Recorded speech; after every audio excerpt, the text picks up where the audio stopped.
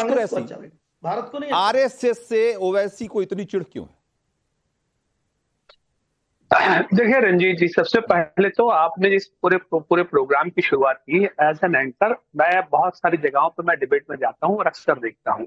Anchor का काम ये होता है कि जो भी चीजें हैं उसको बैलेंस करके कि भाई जो चीजें उनके मुखालिफत में है ये सारी चीजें हैं, और जो उसके पक्ष में है वो इसके सहयोग में है। आप जो है पूरी भाषा का जो इस्तेमाल कर रहे हैं, मुझे तो ऐसा लग रहा है कि आप भी कहीं ना कहीं जुड़े हुए हो। हाँ, जुड़े हुए हैं, कोई परेशानी नहीं है, अच्छी बात है, लेकिन आप खुल के बोलिएगा ये कि भाई मैं संघ में जाता हूँ, सुबह सुबह जाके जो भी प्रोग्राम होता है उनका लटबाजी का वो करता हूँ, तो हमें उससे कोई आपत्ति नहीं है। रह गई बात के संघ की बात, तो देखिए मैं आपको एक बात कहूँ, जो भी ऑर्गेनाइजेशन है उस ऑर्गेनाइजेशन को आप मुझे ये बता दीजिए कि अगर इतने सालों तक पाबंदी झेलनी पड़ी और ये सरकार अब आकर उसको बैन हटा रही है, तो कल के दिन में दूसरी सरकारें आएंगी, दूसरी सरकारें अपने अपने समर्थक के जितने भी इस तरीके के ऑर्गेनाइजेशन हैं उनको प्रमोट करेंगी और इनको बैन करेंगी, बजाय इसके बाबू शाह जितने। लेकिन ये कोई आधार नहीं है ना दानिश कुरैशी कि इसका कोई आधार नहीं हो, इसका आधार होना चाहिए ना कि भाई उसको प्रमोट, कोई दूसरी सरकार आएगी तो उसको प्रमोट करेगी, इसलिए इसको प्रमोट नहीं करना चाहिए, इसको इजाजत नहीं देना चाहिए क्योंकि दूसरी सरकार आएगी तो ऐसा करेगी।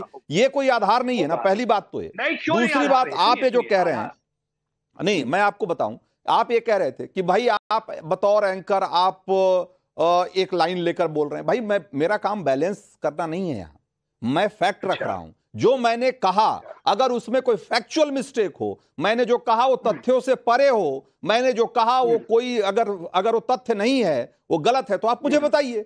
बाकी अगर कोई चीज फैक्ट है तो उसमें आपको इतनी तकलीफ क्यों हो रही है भाई? और यहां बैलेंस करने के लिए हम थोड़ी है, जो सच है उसको, जो सच है वो सच बताने के लिए है, सच को सच कहा जाए, झूठ को झूठ कहा जाए, इसके लिए हमें। अच्छा ठीक है, अब मेरी जानकारी, और इस आधार पे आप किसी संगठन में की गतिविधि में भाग लेने से किसी को बैन नहीं कर सकते कि कोई दूसरी पार्टी आएगी, दूसरी सरकार आएगी तो तीसरे संगठन को ऐसा मौका दे देगी। भाई इसका कोई आधार ही नहीं हो सकता ना। अच्छा, अब मैं आपसे मुझे एक जानकारी में इजाफा दे दीजिए, आरएसएस का रजिस्ट्रेशन कहाँ है? आपके पास है तो मुझे नहीं, मेरे पास क्यों होगा? इतनी सारी भाई वो जाकर पूछिए, एनजीओ रजिस्ट्रार के पास होगा, चाहे जिसके पास होगा, आप जाकर पूछिए। आरएसएस क्या पॉलिटिकल पार्टी है? नहीं दानिश कुरैशी, आरएसएस आपकी जानकारी में क्या पॉलिटिकल पार्टी है? क्या चुनाव लड़ती है? नहीं लड़ती ना। सुनिए मेरी बात, नहीं मैं पूछ रहा हूं, आपने मुझसे पूछा कि सर्टिफिकेट है, मैं आपसे छोटा सा सवाल पूछ रहा हूं, क्या आरएसएस पॉलिटिकल पार्टी है? क्या वो चुनाव लड़ती है? अगर नहीं लड़ती है और पॉलिटिकल पार्टी नहीं है तो उसकी गतिविधि में शामिल होने में किसी को कैसे रोका जा सकता है? अरे जनाब सुनिए मेरी बात, रंजीत जी मुझे लगता है बहुत ज्यादा बात हो, क्या बात कर रहे हैं? हर साल सुनिए, हर साल बोलिए तो सही, सुनिए जवाब दीजिए। हर साल दशहरा पे जो आप ये शस्त्र प्रदर्शन करते हैं, आपके पास रजिस्ट्रेशन नहीं है तो वो शस्त्र कहां से आते हैं, किसके आते हैं? एक तरफ तो भारतीय जनता पार्टी की सरकार अलग ऐलान कहती है कि हथियारों पे पाबंदी है, और दूसरी तरफ वो ऑर्गेनाइजेशन जिसके पास अपना रजिस्ट्रेशन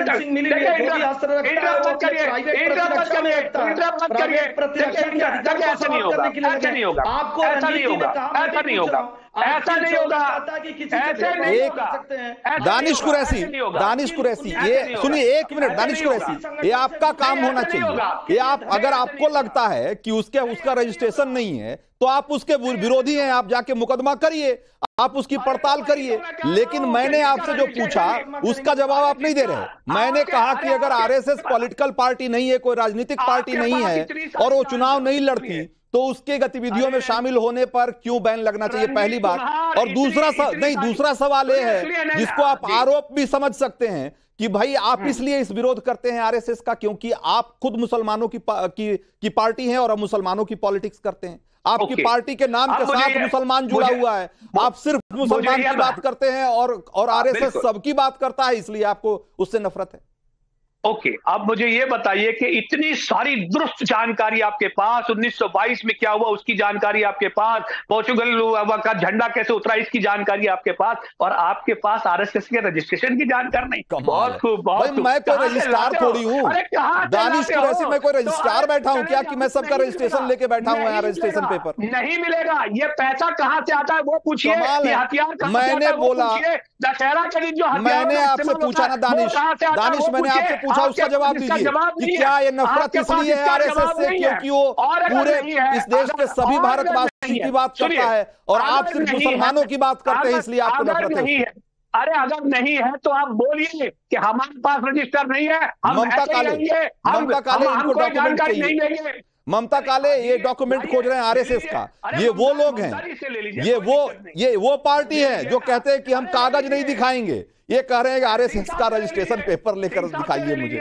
कमाल ही कर रहे हैं लोग, जो अपना कागज नहीं दिखाने को तैयार हैं। जो लोग वो कह रहे हैं कि भाई आरएसएस का रजिस्ट्रेशन का पेपर ले आइए तब हम बात करेंगे आप।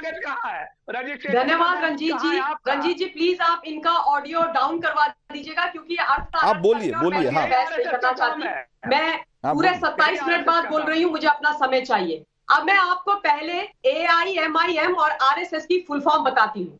RSS की फुल फॉर्म है राष्ट्रीय स्वयं सेवक संघ और AIMIM की है ऑल इंडिया मजलिस-ए-इत्तेहादुल मुस्लिमीन।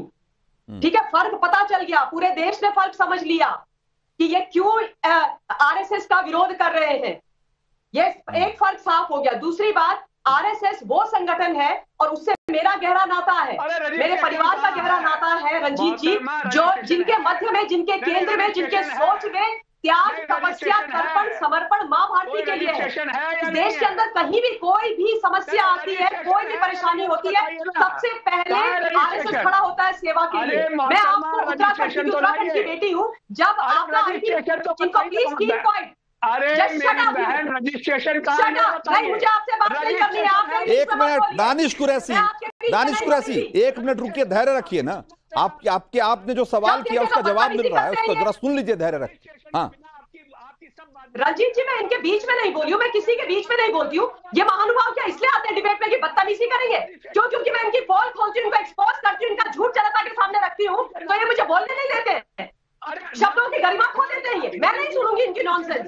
नहीं ठीक है, आपकी आवाज आप ही की जा रही है, सिर्फ आपकी आवाज जा रही है ऑन एयर। ममता काले, आप अपनी बात पूरी करिए। जी धन्यवाद रंजीत जी। रंजीत जी, आरएसएस वो संगठन है जिसके केंद्र में सेवा, समर्पण, त्याग, तपस्या है और वो सिर्फ और सिर्फ मां भारती के लिए है, जो मैंने आपको पहले बताया। मैं आज आपको आरएसएस वर्सेस राहुल गांधी यानी कांग्रेस पार्टी का सत्य बताती हूँ। 2013 में जब आपदा आई थी केदारनाथ के अंदर, तब आरएसएस के स्वयं सेवक जो थे 24/7 भारतीय जवानों के साथ मिल करके वहां पर लोगों को रेस्क्यू कर रहे थे, सेवा कर रहे थे, खाना खिला रहे थे, सोए नहीं थे 48 घंटे तक। और वहीं वो इतिहास सबको पता है। ममता काले, मैं जानना चाहता हूं ये AIMIM के लोग आरएसएस से इतना चिढ़ते क्यों हैं?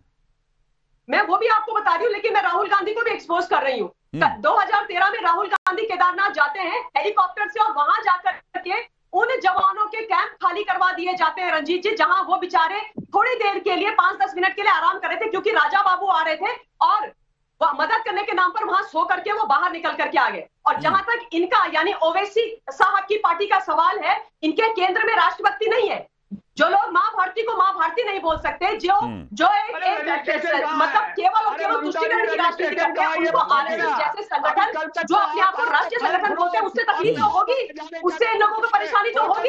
अब इन्होंने देखो चीखना चिल्लाना आरंभ कर दिया है। इनका काम धंधा क्या है? ये तो वो लोग हैं जो पाकिस्तान जिंदाबाद के नारे लगाते हैं और इसका रजिस्ट्रेशन नहीं है, उसकी वजाहत कैसी नहीं, उसकी वकालत कैसी? अरे उनका रजिस्ट्रेशन नहीं है। अभी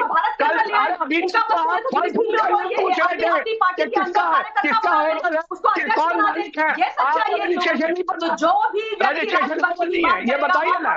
अरे रजिस्ट्रेशन कहाँ है? रजिस्ट्रेशन कहाँ है? अरे रजिस्ट्रेशन अच्छा कैसे लगेगा? नहीं है रजिस्ट्रेशन। ठीक है, यही खेल है और यही एसएनसी